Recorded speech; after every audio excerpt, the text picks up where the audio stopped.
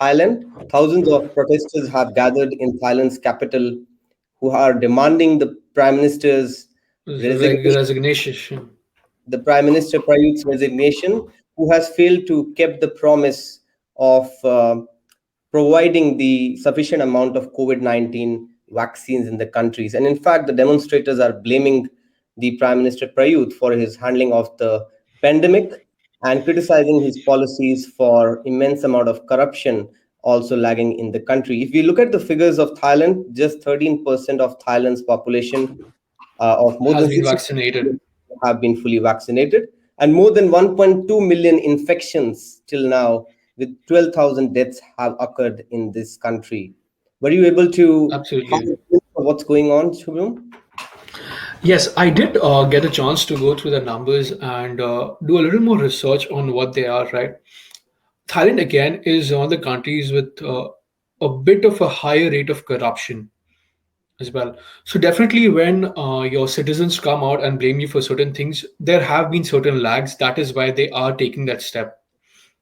Right. So it is important to analyze and see whether it is actually the case or is it something else as well which is causing this disruption in the system. If you look at a country like Thailand with a population of around 70 million, right? The vaccination rate is 10%.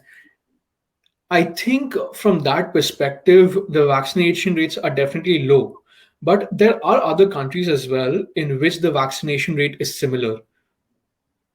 So definitely, if you look at this perspective, then I think they are right to come out and protest. But again, when you talk about coming out and protesting, they are aiding in increasing the spread of the virus instead of curbing that.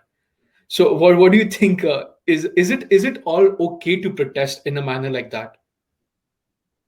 Absolutely. The 2 points which you have raised, one is related to the vaccination rate. I think the main point the audience of Thailand is raising is not related to the vaccination rate, but it's more related to the fact that the Thailand government have failed to procure enough vaccines and have a plan for the near future. So, for example, in Australian government has already procured vaccines, enough vaccines for the next couple of months.